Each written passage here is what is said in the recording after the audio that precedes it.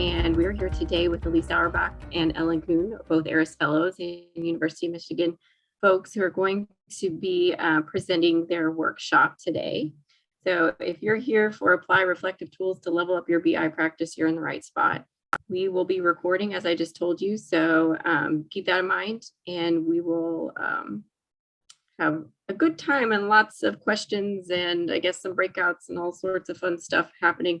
But I will leave it to Elyse and Ellen to get started, and thank you for being here and joining us. Thank you so much, Sarah. And hi, everyone. My name is Ellen Kuhn. I am the Public Engagement Faculty Fellowship Program Manager in the Center for Academic Innovation at the University of Michigan. And I was also an ARIS Fellow in 2020, along with Elyse. Hi, folks. I'm Elyse Aurbach. I lead the Public Engagement Initiative at the Center for Academic Innovation at the University of Michigan. I am also a Civic Science Fellow with the Association for Public and Land-Grant Universities. And I was also, along with Ellen, an ARIS Fellow in 2020. So I'm really pleased for us to be here today. We'll be telling you about some work that we've been doing over the course of the last 4 years at the University of Michigan, where we support a campus-wide strategic area of focus around public engagement, which is really strongly related to broader impacts activities. Folks should be able to see a black screen on the left and a slide deck that says apply reflective practice or reflective tools to level up your BI practice. Please give me a thumbs up if you see. Great. So before we really get going, we just also wanted to share that for our purposes today, we define public engagement very broadly. We collaboratively created a definition for public engagement at the University of Michigan that includes the intentional, mutually beneficial interactions between someone in an institution and someone outside of the institution that results in positive societal change. And so by that definition, public engagement work is broader impacts work. And that's one thing that we just wanted to be very clear about from the beginning, since we know there's a lot of language in this space and the language is really important, and we wanted to be intentional about that. So we're here today because we know that university or institutional stakeholders often conduct collaborative work. But collaboration is really, admittedly, a difficult concept to put into practice. And so that's why we created a set of reflection card decks to support ethical and effective engagement on broader impacts work. And as Elyse said, those reflection card decks form the crux of our session today. So just to give you an idea of what you can expect in the next 90 minutes or so, we're first going to briefly introduce the Michigan Public Engagement Framework, which underlies the decks, and then the decks themselves. Then the bulk of our time is going to be what we call taste testing the reflection decks using a case scenario. So we're just going to do a little portion of each of the 3 decks so that you get an idea of what it's like to actually use them in practice. And then you're going to have an opportunity to reflect and apply, to think about how you might apply the decks in your own work. That's when we're going to go into breakout rooms with paired discussions. And then we'll just do a debrief at the end and have time for questions. So at the end of our time together today, we really hope that you'll walk away with a useful tool that you can come back to again and again. So as Ellen said, we're going to start by just trying to give you a brief overview of our framework and the impetus for creating the reflection decks. So a couple of caveats before I get started with the framework itself. I'd really like to acknowledge that from the beginning, this framework was developed from the lens of a higher education institution, and most specifically from the lens of the University of Michigan. That said, this framework and the reflection decks in particular, we really believe are relevant to anyone who works in public engagement or broader impact settings, including spaces in museums, nonprofits, governments, and certainly institutions of higher education that are not the University of Michigan. That said, we will contextualize a little bit about the impetus for this framework in its home context, that's at U of M. Because of that, we just want to acknowledge that these concepts are both connecting our localized contexts with the sort of more broad generalized ideas that we're talking about in the framework. So to provide some context as to why this Michigan public engagement framework came to be, we, at the beginning of the initiative that Ellen and I are leading at U of M started, we really decided to take an asset mapping approach to understand all of the different forms of engagement work that were already happening at the University of Michigan. And I imagine that, like many of your campuses, the University of Michigan had an awful lot. It had a very, very deep, rich history and a very complex landscape. In fact, we discovered in this landscaping process over 170 programs and units that supported different forms of publicly engaged work. And this incorporated broader impacts work, certainly. And so the question was, well, how do you make sense of it? You can't easily, when you're talking about this type of work, systematically go through and describe all 170 programs and have it be meaningful or be able to engage in a robust discussion, because by the time you'd get done listing, people would have completely tuned out. And so the Michigan Public Engagement Framework is one solution to this question of how do you capture heterogeneity at a systems level. It's really intended to describe a system, and this is part of why we really have leaned very strongly into the idea that while it started at the University of Michigan, it goes well beyond the University of Michigan, that these concepts are generalizable and apply in many different spaces. So let's talk about the framework itself. The framework has three specific parts. We call them dimensions: stakeholders, relationships, and contexts, or what we call domains. The framework itself fleshes out what's common across all forms of engagement work, the people and the relationships, as well as what distinguishes different forms of public engagement from each other, or frequently the contexts or domains. And we'll talk about each of these in just a minute. Each of these dimensions directly influences the outcome of an engagement activity. And all of these dimensions need to be considered in project planning efforts, especially when you're trying to think about gearing up for supporting different types of engaged efforts. So it's really intended to help support the planning process, as well as the reflection decks are intended to help support some work to make sure that that reflection stays anchored and helps the activity to proceed. Before we move into walking through each element of the framework, I also just want to pause and note a choice about our language choices, and just a note of feedback for ourselves. When we initially developed this framework and these tools, we chose the word stakeholders to represent the people dimension of the framework because it was agnostic to both academic discipline and that engagement context, that engagement type. And it was agnostic in that latter dimension in a way, in particular, that words like audience or partner weren't. That said, we have recently begun to learn about the really harmful histories associated with the word stakeholder, especially for Indigenous groups, and we'll be discontinuing the use of this term in the future. And so we're doing this a little bit where we're learning in public and acknowledging that this learning process is ongoing. And because we made the decision to transition our language very recently, we haven't yet updated the framework, the tools, or the representation of these things on the ARIS website.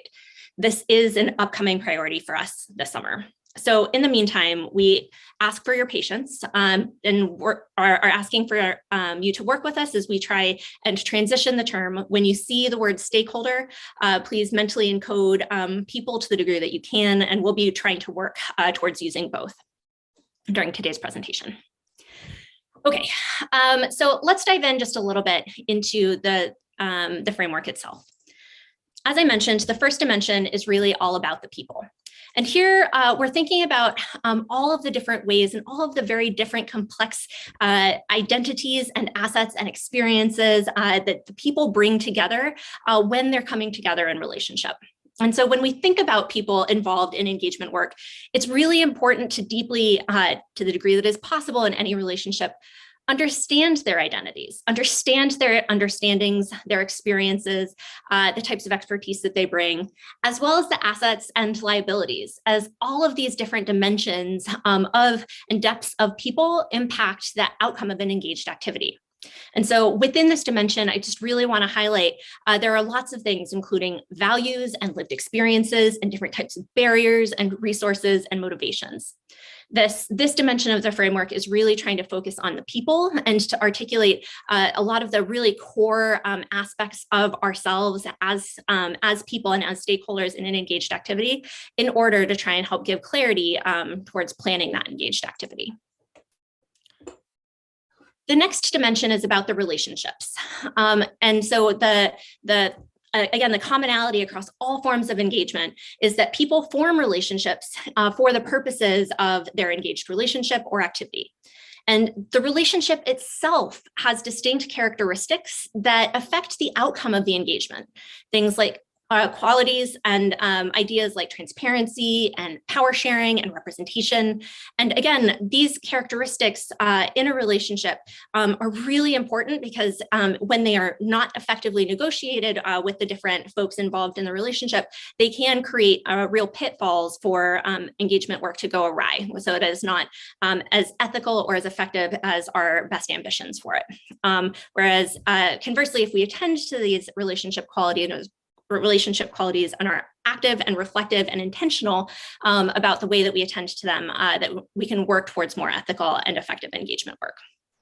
So again, the people, the relationships, these are common across all forms of public engagement. So the last dimension of the framework is really where things start to diverge. And this is what we call, again, the contexts or domains of public engagement. So people and relationships are situated within a particular context that we call a domain. Domains carry different norms and expectations, and they have different avenues and pathways to impact. So in our landscaping effort, we identified 12 different domains of public engagement, from connecting with policymakers in policy advocacy and government relations, to conducting community-based research projects spanning many years, frequently in the community engaged research bucket. As individuals, we would hypothesize or expect that many of you might primarily situate yourself in one or several domains, but also recognize that your work overlaps with other domains because the domains themselves are not meant to be exclusive. In other words, the same project might touch or involve communities involved in multiple domains. And so you should be mindful of the language and the communities that already exist to support work in these spaces as you're entering into that activity. And importantly, just to really connect the dots between engagement work and broader impacts work, each of those domains and the work in each of these domains is broader impacts work. The domains don't necessarily map neatly onto BI categories, but here's a couple of illustrative examples. And I really invite people in the chat to share questions or other mapping opportunities that they see. So for example, a broader impacts project that connects youth in under-resourced schools is frequently a P14 and educational outreach project. An impact project that focuses on workforce development might relate to capacity building and training, or residency programs and internships, and frequently applied practice and professional consulting. And finally, a BI project that's about instilling and inspiring curiosity and enthusiasm in science at something like a science center is probably most likely to connect with the alternative, informal, and lifelong learning bucket.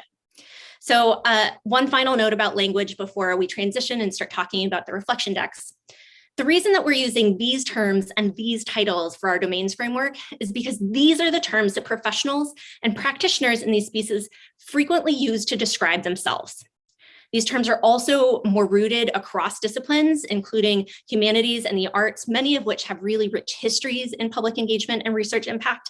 And so we're trying very hard to recognize that there are language differences in the broader impacts professional community and culture, and in different spaces associated with very similarly aligned goals and work. And so I just really want to highlight that we tried to reflect, and we chose language that we chose to reflect the language that practitioners use to describe themselves. But that doesn't mean that it's different from broader impacts work. We just have to do a little bit of code switching and mental mapping to be able to make some of the connections. Thanks, Elyse. So that was a very, very brief overview of the Michigan Public Engagement Framework. We can dive a lot more into the framework itself. If you have questions, feel free to post them in the chat, or we'll have time for questions at the end. But we really believe that theoretical frameworks are only helpful insofar that they actually help, which is why we decided to create a tool to make sure that the framework was being put into practice. And so that's where we created a set of reflection decks or exercises that are built around the framework. And the reflection decks really allow practitioners the opportunity to deeply reflect about their past, their current, or their future public engagement and broader impacts projects. So the reflection decks, they mirror the structure and the ideas in the framework. There are three decks. Each of the 3 decks has its own objective, but all 3 of them support deep reflection. Want to go to the next slide, Elyse? Awesome, thanks. So we've got the context deck, which helps you to articulate objectives, context, and resources for an engagement activity. There's the stakeholders deck, which helps you to identify stakeholder characteristics that most influence an engagement activity. And then there's the relationship deck, which helps you to plan action steps in order to foster the desired relationship dynamics in your engagement activity. So as we said, each reflection deck supports deep reflection, and it does so through a similar pattern of use. So what you do is you first set the stage for reflecting by identifying the outlines of your engaged activity and the people involved. So you just kind of get the basics down. You then interact with the concepts in the framework by sorting or selecting items and briefly brainstorming, or what we call downloading, your thoughts about some of those concepts. Then you have the opportunity to go even more deeply into it with guided reflection prompts in the dive deeper portion. And it's that pattern of interact, download, dive deeper that repeats several times each deck before you are able to summarize what you've learned and what you'll do in the future because of those reflections. So again, in the same way that frameworks we believe that frameworks are only so good in the fact that they actually help, we believe reflection is only so good as you're able to actually meaningfully take action with it. And so that's why we want to make sure at the end of each deck, you have action steps that you can use to follow up. So to facilitate the use of the decks, we've actually created 3 different versions of each of the 3 decks. So there's a print at home version, there's a digital version, and then there's a workbook version. And these different versions work well for different situations depending on your needs. So in the print at home version, what you do is you print, cut out, and interact with a set of physical cards, which is really helpful if you want some deep reflection that's combined with something tangible. We know that sometimes people really just want to work with their hands in that capacity, and that way you can turn off all distractions and just really dive into what you're doing. In the digital version, you're interacting with the same concepts, but with a set of tiles in a slide deck. So that's really helpful if you want to interact with the ideas by moving things around, but you would prefer to or want to stay in a digital space. And so actually we're going to be modeling and demonstrating with the digital versions of the decks today. And then in the workbook version, you're simply responding to the reflective prompts. This is helpful if you just want to kind of get a glimpse of what you're doing, or if you want something that's particularly accessible. And we had a question. Any specific reason why you refer to the printing happen at home? No, that was just more of we were trying to get something kind of familiar there, but it's certainly, we don't have any option for like sharing it otherwise. And so we wanted to be able to make sure that you have that available for you if you would want to print it at home or at the office or someplace like that. So again, all 3 versions contain identical content. The decks act like stacking blocks, so you can use whichever deck or whichever version you want depending on your needs. And we just really invite you to add these to your toolbox. And then I think, yep, we will make sure that we share the slide deck so that you have the links for everything. It's also available on the ARIS website. But that's kind of the brief overview of the decks themselves. But this is where things are going to get interactive. And we're going to start taste testing the decks together. So this is where we're going to have you, what we're actually going to do is we're going to be using Slido in order to facilitate use of the taste test. So we'll get into that in a second. I want to make sure we answer a question in the chat. We have, at what stage in developing a project would you use the decks? Great question. You can use the decks to plan for a project, or you can use it in a current project if you're really interested in kind of like a gut check about what you're doing, or you can use it as a retrospective after a project. So it's kind of up to you. You can mentally change some of the prompts. The prompts are written in a certain way, but that doesn't mean that the same ideas you couldn't use in a certain fashion if you just changed the tense of what you're doing there. Looks like Elyse, you unmuted. Did you want to add something there? You got it. Okay, great. Any other questions before we do the switcheroo with the Slido, because we have a minute? All right, I'm not seeing anything come in, but if something comes in, feel free. We'll try to keep monitoring things, but I'm also got a lot of windows up. And so if we don't get to something right away, just please save it till the end and we'll make sure to get your question answered. So again, what we're doing is we're just going to do a very small part of each of the reflection decks. There's a lot more to dig into with each activity. We'd love for you to try them out all the way. But rather than sending you into individual work time or small groups, what we're going to do is actually we're going to complete everything together. And so for this, we'll be using Slido and we'll be completing everything together. So just take a minute to make sure that what you can see is that you've got the Zoom screen in one capacity so that you can see the results that are coming in, and you can still see the slide deck that we've got up, and so that you can vote with Slido there. And that way you should be able to have, if you have a browser open with the Slido and the Zoom screen, it should work, but we know it's a little tricky, so we'll give you a moment. We just decided that we still wanted to screen share what we're doing so that you can understand again how the digital decks actually work in practice. So that's why we opted for the screen sharing in this capacity. But we also wanted to make sure that you could see the results that are coming in real time here. All right. So I think we should be good. So we're going to start with setting the stage. Again, this is the first part of any deck. And what you're doing is really just thinking about and identifying the broad outlines of a project. So for today, we're using a broader impacts scenario. And our scenario is this. Let me make sure that I have a good view of it.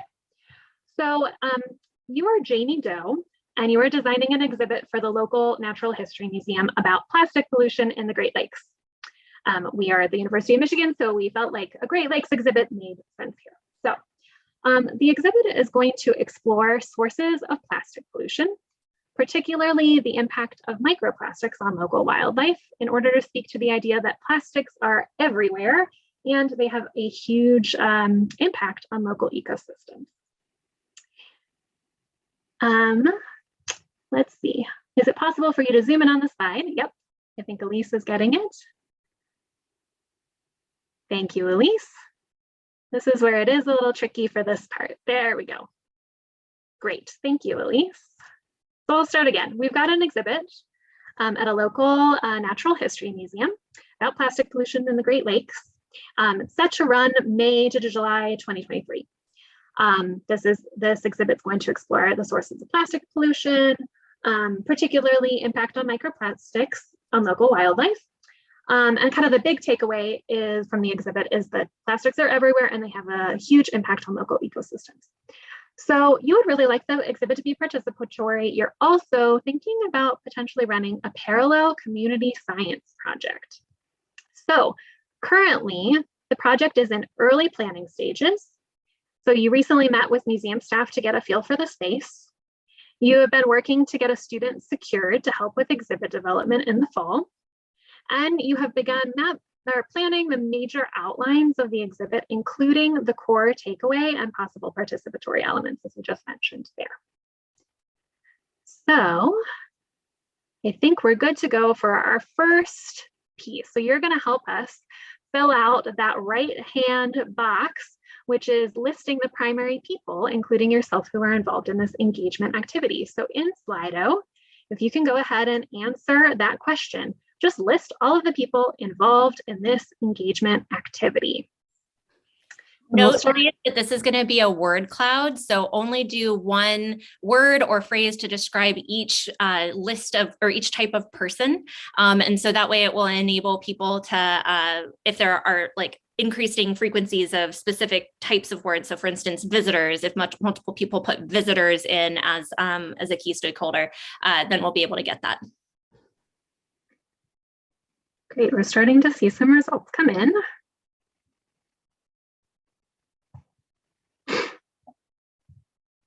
So we've got museum staff. We've also got, students starting to materialize.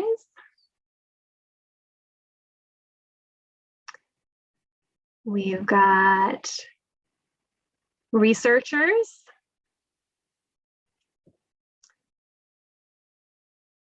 We've got environmentalists. Oh, we've got an exhibit designer, marine scientists, environmentalists, children, parents, community, general public and visitors.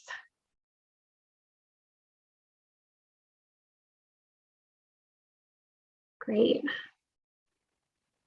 Artists. That's cool. Graphic designer, scientist, researchers. I think we've got chemists, principals, core and area creating MP. Awesome. I think we'll go ahead. That's a really good list. I love the, I am actually a public historian by training, and so I certainly appreciate the addition of people like artists within this space to think about other cool things that you might do with the exhibit. So thank you for that. So just we're going to keep this list in mind. As we move further into the deck, what we're going to do is we're probably, because the one that received the most votes was museum staff, we're going to be thinking about those people as the primary stakeholders or people that we're thinking about here, as well as your perspective as the creator of this exhibit. So that's kind of just the broad outlines. That's what you do, and Set the Stage is just meant to get some of those bare bones down. So now we're going to go into the context deck. So the context deck is great when you want to align project plans with desired impacts. And so for our taste test, we're going to be focusing on the idea of impacts here. So again, we've actually got, oh, can you head on back, Elyse, 1 second? Can you go back a slide there? Great. So we've got a list of different types of impacts here, and we'd like you to rank the categories of the impacts that you think could result from this engagement activity if it were designed well. So you've got things like attitudinal impacts, which are changes in attitudes. You've got conceptual impacts, which are changes in knowledge or awareness. You've got enduring connectivity impacts, which are new or strengthened long-term interactions, relationships, or networks. You've got instrumental impacts, tangible changes in policies or practices, and then capacity building impacts, advances in skills or resources. And thanks, Elyse, for zooming in. So you can see that each of those impacts is a tile. Those tiles they're tiles in the digital deck, and then in the physical deck, that's where those are cards that you would interact with those different forms. So awesome. So we see some stuff starting to come in. That looks like attitudinal impacts are some of the biggest right now, but we still have some votes coming in. So keep it coming. Ranking the categories of impacts.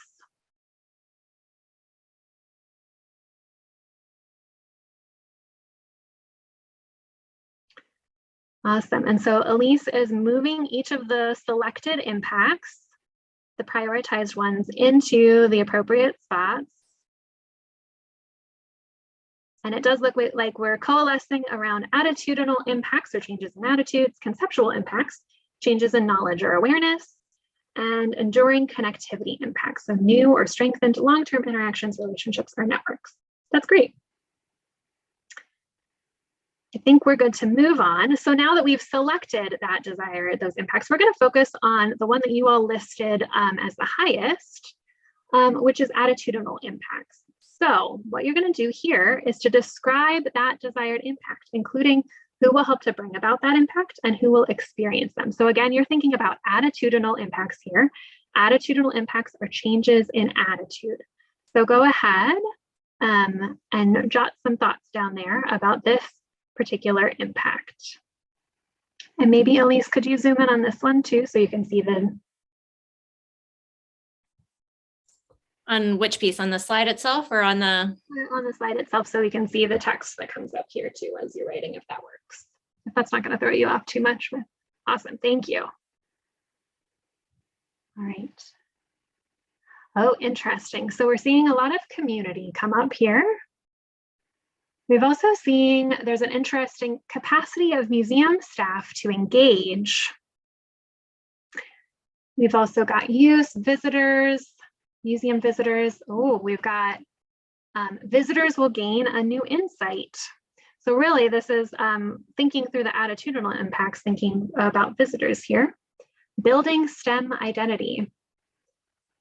Desire to create change.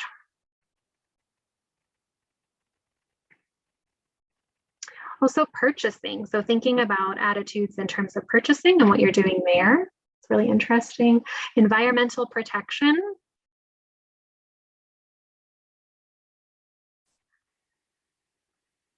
And activism.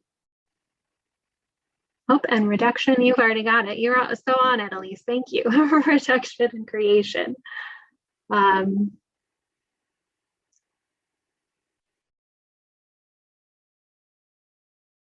Great. Okay, that was a really quick download. So again, the download is just to get thoughts out. So we're going to go ahead and move on to thinking a little bit more deeply about this. And so we're going to go into the dive deeper for this one. Thanks, Elyse. All right. It is all good. I was the one that asked you to zoom in there on that spot. All right. So for the dive deeper, what we're going to do now is respond to one more prompt on this. So what we're thinking about is, what scale are you hoping to achieve these impacts? Individual, family, community, regional, national, international? We saw some things come through with the download, which might inform this, but I'm just curious to go a little bit more, a little bit deeper with this. So we've already got a vote coming in for national. Regional. Oh, this is interesting. Community. Well, we've got a lot of different levels going on here. Individual and family. National. Individual and regional, another regional, a lot of regionals here. So you can go ahead, and Elyse is adding that into this piece here. Should we be adding our why? Sure, go ahead and add your why. I think this one is set up a little differently from the word cloud. So you could do the why. And this is where in the dive deeper is it really does invite you to think about what you're hoping to do within this space. So go ahead and if you want to answer a little bit more about why, go for it.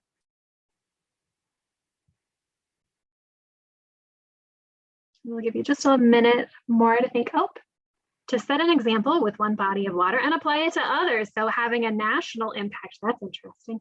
Regional is bigger than a local community, but can impact the national by being a model. So there is certainly this idea of being a model and kind of being a bit of a prototype and seeing what's going on.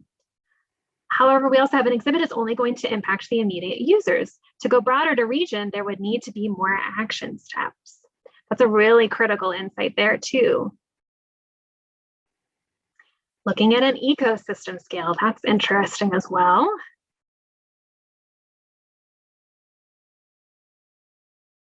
A community might create deeper investment. That's also a very interesting thought about how can you work, to kind of in that model space too, about thinking globally and acting locally. Yes.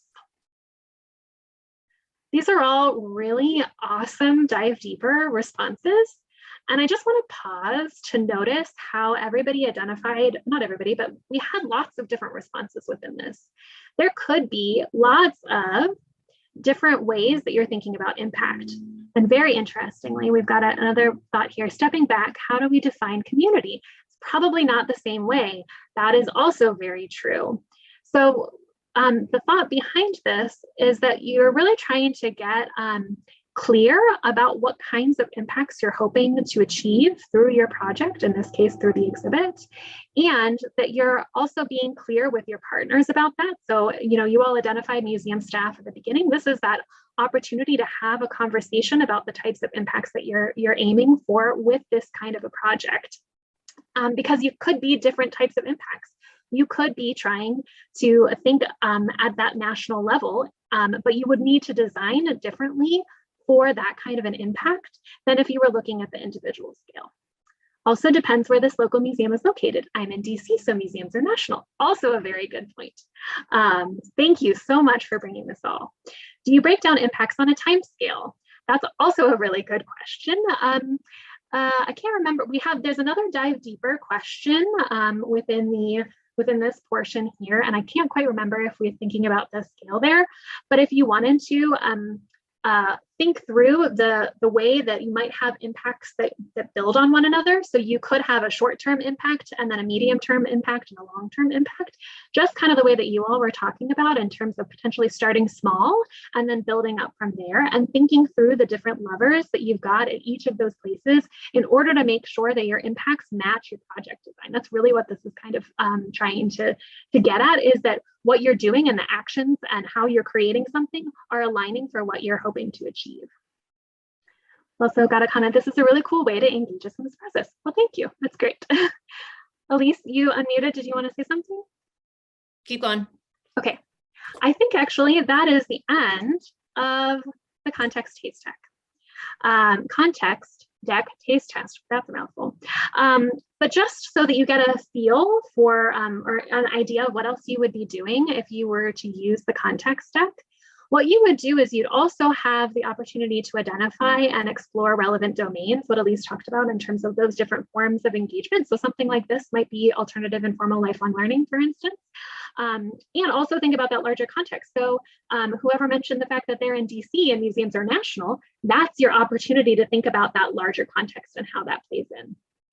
The other thing that the context deck does is that it helps you to consider critical resources. And most particularly, again, because we want to make sure that this is action-oriented, how you might access them. So we want to make sure that you are leveraging the assets and resources that you have, and that you're able to figure out how and where to go to get the resources that you need.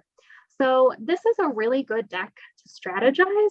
When we were thinking through when you might use these, this is a really good one for project planning. You can use it in other capacities, but this is a really, it's a great tool to use at the beginning of a project.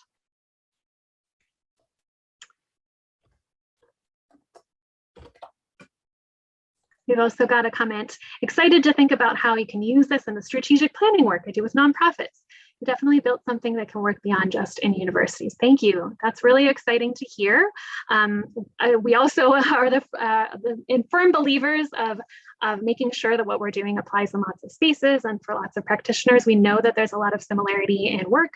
If it's any indication, the example that we did today was a museum example. I'm a former museum professional, and I really have a soft spot for nonprofits and museum work. And so we wanted to make sure that this does apply in other settings. So thank you for that. Sarah, I'll also say that if folks are interested in understanding and exploring different ways that we think that the framework might help support different types of strategic planning, that is absolutely a conversation we would love to have. So we have our contact information at the end of the deck, and we would love, love, love, love, love to have that conversation.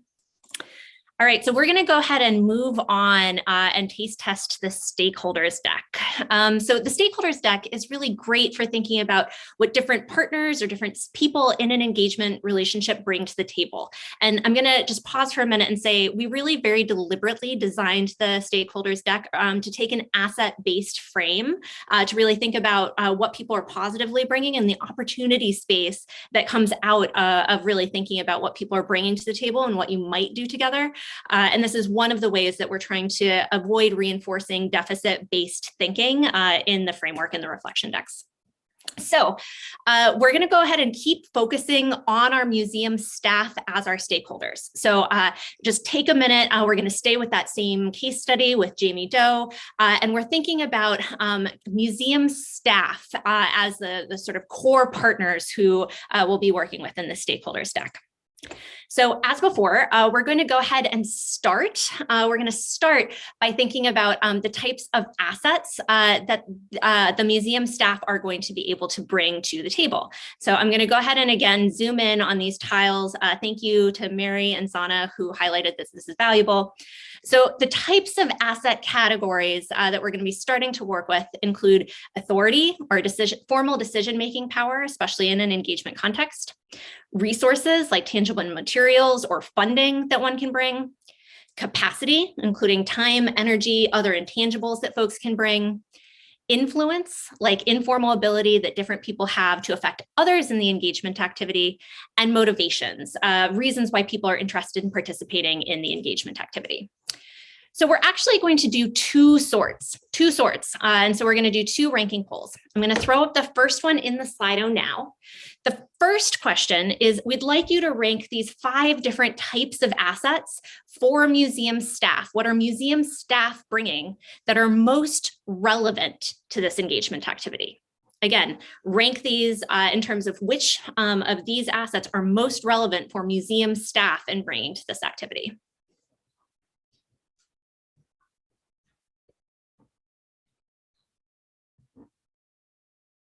Recognizing that all of these are going to have some relevance.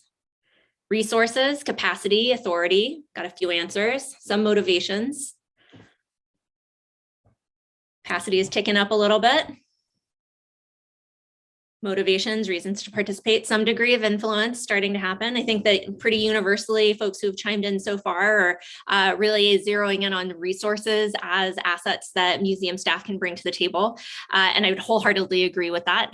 Museum staff, just by virtue of their positioning, have access to space, potentially have access to funding, certainly have access to things like props or other things that might exist in a museum collection that could be brought to bear. Fantastic. So what you'll notice on the right hand of the screen is that Ellen is now starting to organize the tiles from left to right with the least relevant resources, specifically influence and authority, being on the left and the highest relevant assets being over on the right. So resources and capacity. Okay. Now, we're going to go ahead and rank these exact same assets again, but we're going to use a different dimension. Now, we're going to ask which of these assets does the partner, our museum staff partners, have the greatest ability to contribute? So again, the first question was which is most relevant for museum staff. The second question is which of these things do museum staff have the most ability to, or the greatest ability to contribute?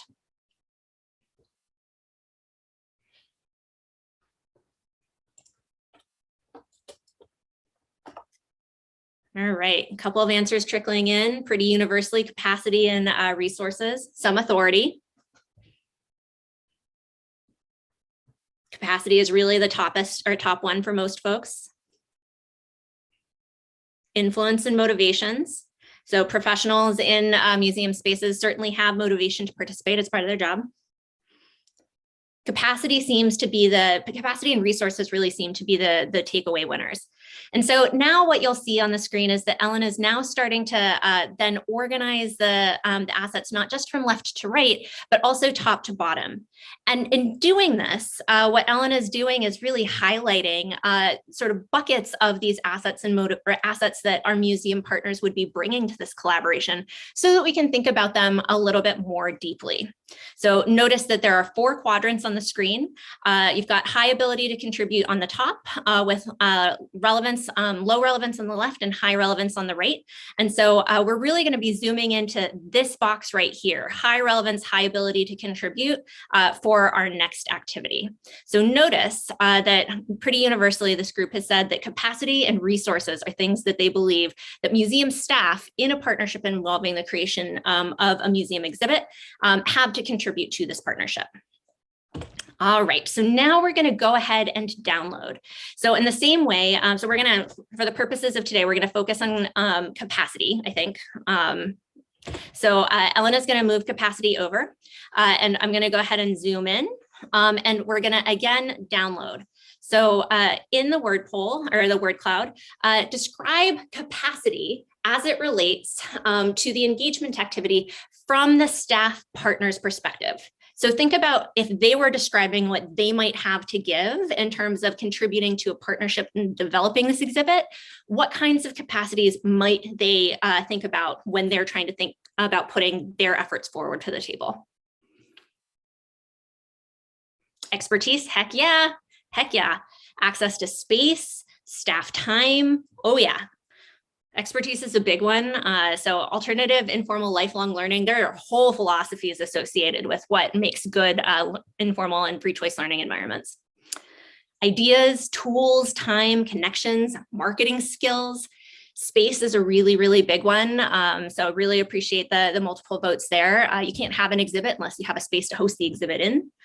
Ideas, heck yes. Staff partners can be fantastic co-creators. I love it. And personally, I'll say from the museum staff who I've worked with, they're also some of the most like funny, lovely, like interesting, quirky people. So I really enjoy them. Partnerships and connections, venues, creativity, absolutely, tools, the respect of some community members. That's really, really important. When you're thinking about partnerships, you can also think about the relationships that your partners have with different stakeholders who might have a vested interest in your engagement activity. Oh, I love a lot of these. Thank you, thank you, thank you. All right, so we're going to wrap up with this let's see.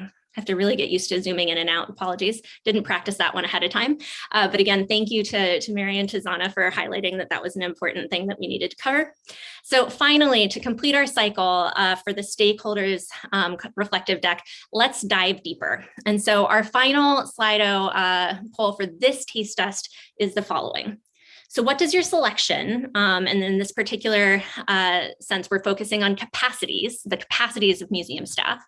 What does your selection reveal about the risks, limitations, or barriers that you believe your partner might face for this engagement activity? And while people are typing, I want to highlight one really important caveat when it comes to doing this type of reflection activity in the stakeholders deck. Anytime that you are projecting your understanding onto someone, you need to gut check that work. In a perfect world, you would actually undergo this reflection deck as a tool in partnership with whoever it is that you're reflecting with. That's a perfect world. And if you're not working in that perfect world and you're reflecting on behalf of somebody, then you have to be extraordinarily careful to check your assumptions. So I just really want to highlight that, especially in this context where we're modeling a hypothetical example. So some folks have contributed a bunch of really important barriers that I've certainly heard a lot about from my Science Center and museum colleagues, including lack of time, super big burnout. The COVID-19 pandemic had a really, really, really hard effect on a lot of museums, which can lead to low enthusiasm, certainly led to lots of big cutbacks, which leads to overwork. Especially if there are different responsibilities or other responsibilities, different priorities. Ooh, lack of autonomy. That's a really, really, really big one. Depending on who your partner is working with, they might be interested or not interested, and people who they're working with in that museum context may or may not be trying to prioritize your project differently. Conflicting organizational priorities, closures. Ooh, yeah. So these are really, really, really fantastic observations around different types of risks, limitations, and barriers.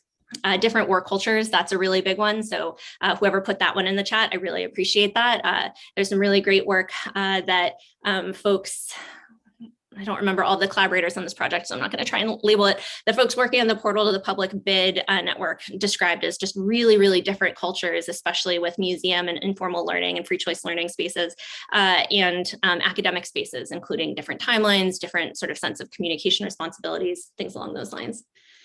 Also getting into the idea of hours and work. So yeah, folks, these are great. So again, just to sort of close the loop, that's your taste test for stakeholders or for the people's deck. If you were to use the full deck, you would also do a few other things. Most importantly, you would reflect on how your identities would impact your engagement activity. Again, we're making the assumption that you're planning something for yourself. If you're a facilitator, you could also lead folks who you're working to facilitate a relationship between to reflect on their identities. You would think about the assets that you or whoever you're leading through would bring to the activity. And you would do some pretty heavy duty gut checking to really get at that assumption that we just talked about, that you're developing an equitable and accurate understanding of your collaborator. And so if we had to sum up the sort of core goal of this deck, if the core goal of the context deck was to strategize, the core deck of the stakeholders deck is to empathize. All right, Ellen, over to you. We've got the third and final deck. Thanks so much for being so involved and being very thoughtful with all of your responses. So we're going to go through the taste test of the relationships deck. This deck is really great for thinking about how to foster desired relationship dynamics in an engagement. And so for this taste test, we're again going to be focusing on the idea of qualities of the relationship that would be most important to you, Jamie, in your relationship with the museum staff. So again, we're going to consider the museum staff as our partners within this space. So for this one, we're going to start by considering 8 different qualities of a relationship. So we've got, thanks so much for zooming in, Elyse. We've got access, which is the ability for all people to access resources, regardless of personal traits or identities. We've got power sharing, or relative balance of decision-making authority, resources, and or risks. We've got accountability, obligation, or willingness to accept responsibility or account for one's actions. We've got representation, centering histories, cultures, or voices of those that have been marginalized. We've got credibility, being believable or worthy of trust. We've got transparency, the ability to be true to one's authentic self and open in expression. We've got inclusivity, which is inviting and welcoming new populations or identities to contribute. And we've got trust, assured reliance on someone's character, ability, or strength. So we're going to go back to Slido, and we're going to rank these qualities with the top 2 qualities as the most important and the bottom 2 qualities as less important. And we want to be clear, like all of these characteristics, qualities are very important in relationships. But you need to consider where you're thinking about and really making sure that you're aligning with those top ones that you really, really want to emphasize. And so that's why it might feel a little strange. You're like, well, I want my relationship to be all of these things. Yes, we would hope that you would want them to be all of these things. And this is an opportunity to really dive into what is most important in this instance with this particular relationship.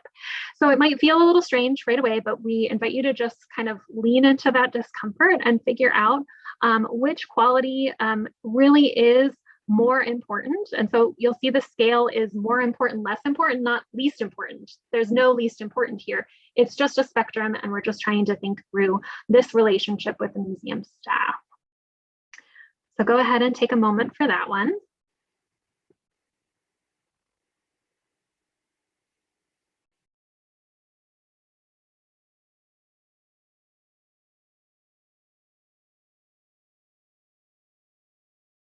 Starting to see some things come in. And it's starting to move around a little bit. Inclusivity is currently is one of the more important ones. So is power sharing. Maybe somewhat important in the middle is access, accountability. And then more towards the lower end, less important, but still important. We're starting to see things move around though. It looks like transparency and trust are currently the ones towards the maybe are not quite as important here. It's looking like power sharing is coming up here, as well as inclusivity.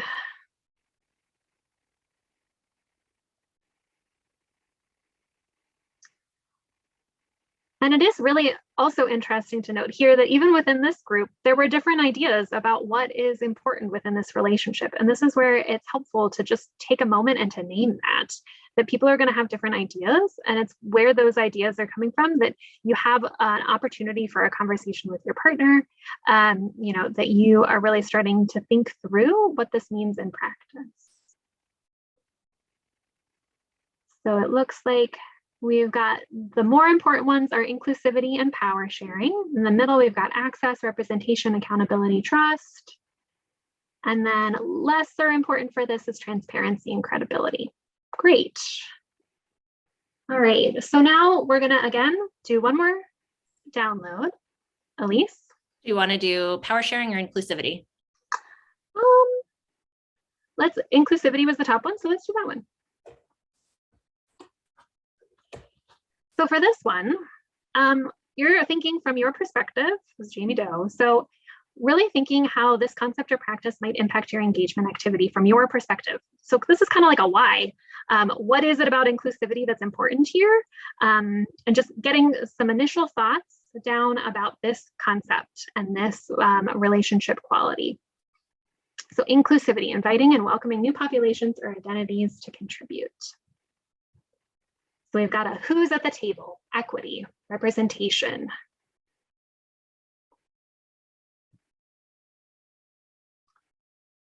New perspectives, accessibility, varied ideas, expanded outreach. That's really interesting. Varied ideas, considering fair access, new connections, timing, willingness to step back. That's also a really fascinating one. Oh, we've got new perspectives coming up. We've also got knowing my privilege.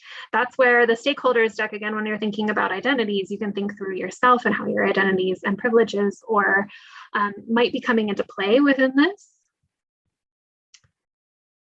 Time of day or year, yes. Audience needs, justice, power structure, considering fair access. All of these are really helpful for thinking a little bit more, just getting those brief outlines down for inclusivity. All right, we've got one more dive deeper here. And so this is our last one here, our last Slido. We're gonna think about what does this selection, so the idea of selecting inclusivity, suggest about expectations or assumptions that you are bringing to this relationship and engagement activity, and which might you need to revise. So this is kind of a dual-sided piece. What does selecting inclusivity suggest about your expectations or assumptions that you're bringing to the relationship with your museum staff partners and the engagement activity, and which ones might you need to revise? Ability to travel, yes. Ability to read, access, widespread interest. For museum entry fee, yes, that professionals know the answers. Language differences. Meaning. Access to transportation, availability, going outside my comfort zone. That the topic is interesting. Representation. Visual or auditory impairments, importance to target communities. Context. These are all really helpful for thinking through, in this case, again, it's a little strange since you're putting yourself in the perspective of Jamie Doe and you maybe are not creating a museum exhibit about plastics in the Great Lakes, which is fine. But all of these things, they're important to name. Like they will be different for each relationship and each engaged activity. They're going to be different, but they're really important to name. And unless you kind of take the moment to think about these types of things a little bit more, you're going to leave them out. And so it's really crucial to just kind of bring all of these things to light. So thank you all so much for being so willing to engage with Slido there. So that's the taste test of the relationships deck. And so again, if you use the full relationship deck, what you'd be doing is that you would think about the most important relationship qualities from the perspective of your collaborator. So in this case, you would be thinking about what would the museum staff say? You would be comparing the type of relationship that you have with the desired relationship qualities that kind of support that, and plan action steps to ensure alignment. So really this is thinking through how can you develop strong relationships?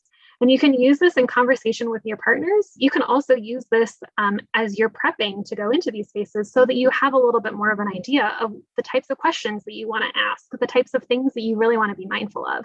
So you can use it in partnership, or you can use it by yourself. And as Elyse said, anytime that you're thinking through from the perspective of somebody else, you really want to make sure that you are correcting your understanding in any of those situations.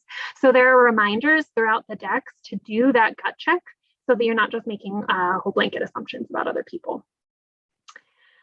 So in the same way, so context was about strategizing, stakeholders is about empathizing. This deck is really about negotiating.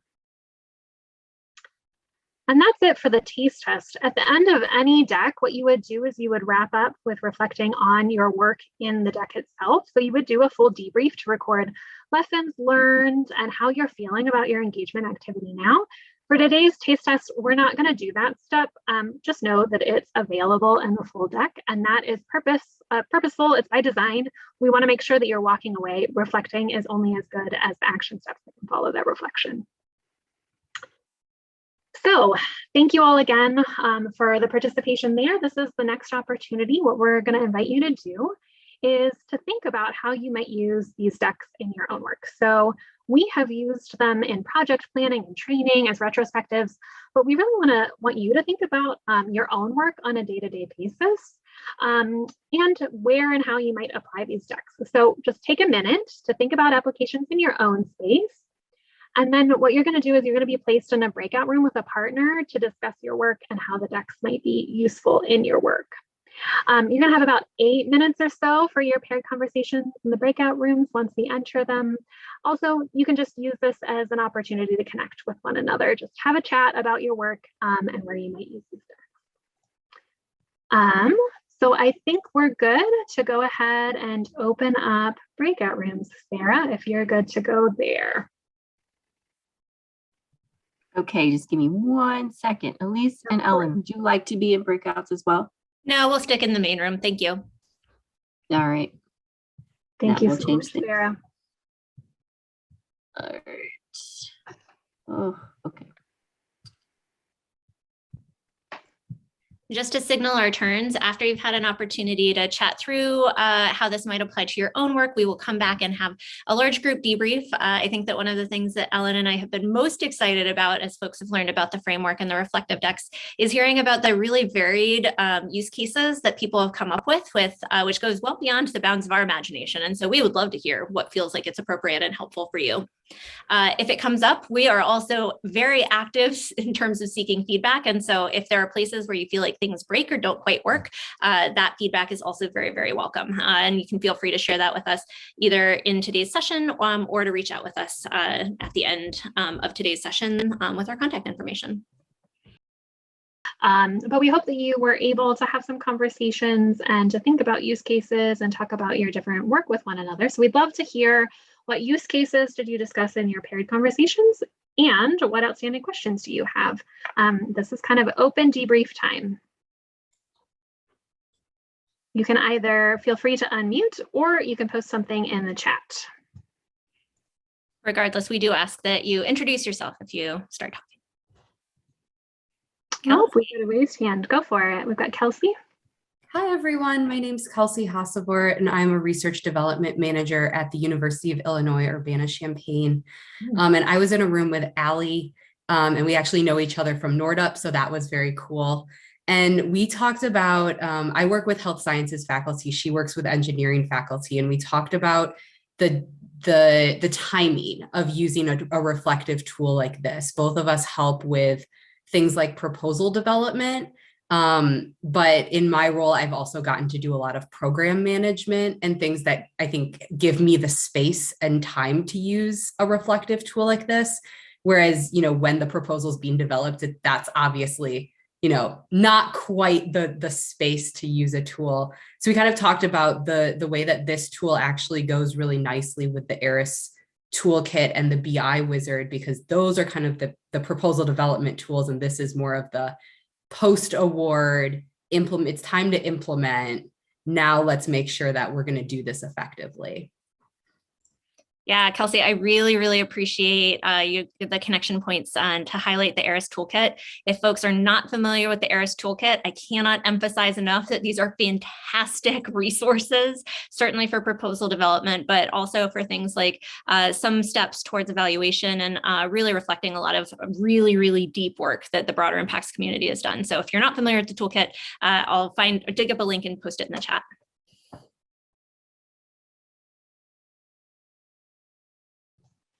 Any other use cases, observations, questions?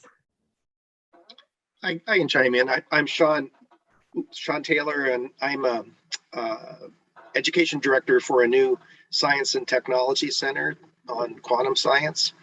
And we have quite a big dreams of outreach programs.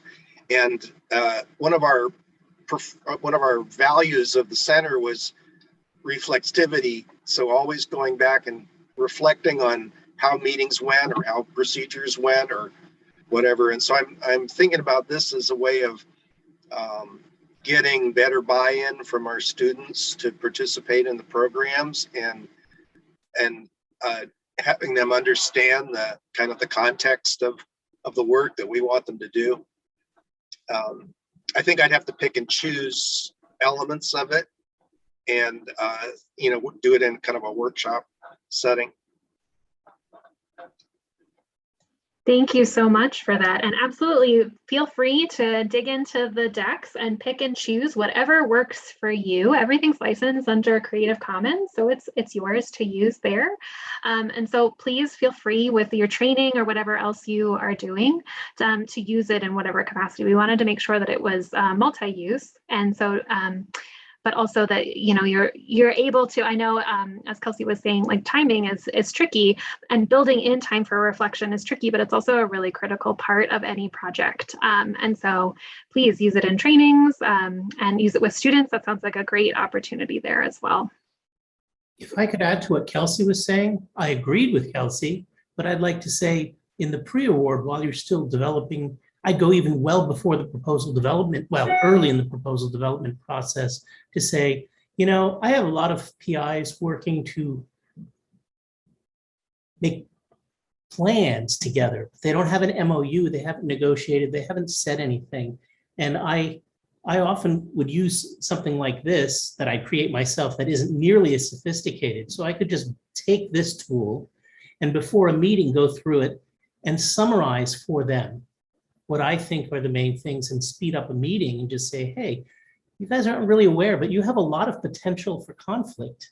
Or here are things that you haven't really understood that you're missing or that you're duplicating. So it's a really nice exercise.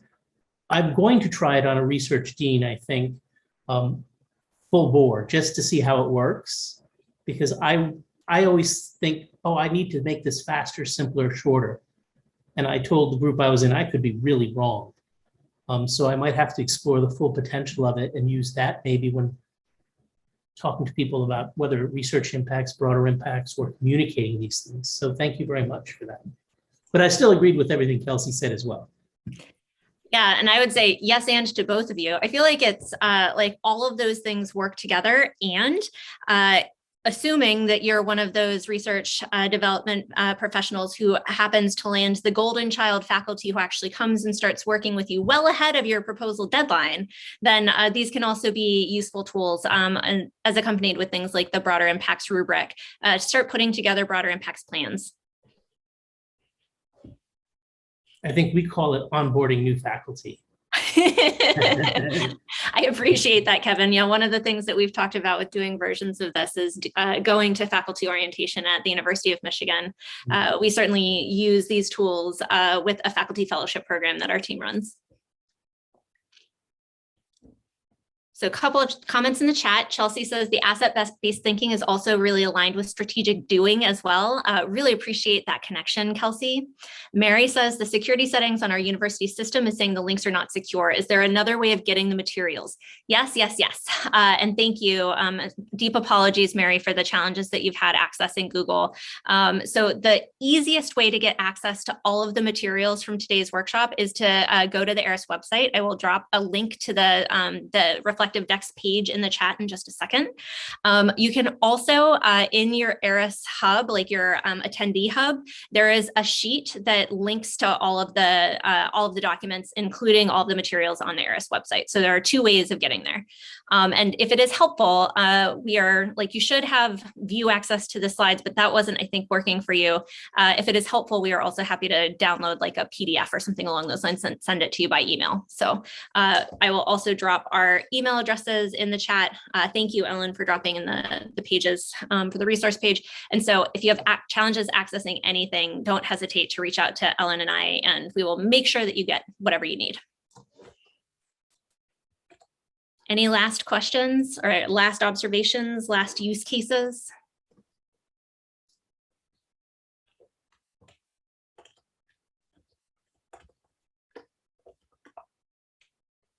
All right, then we're going to go ahead and have our final debrief.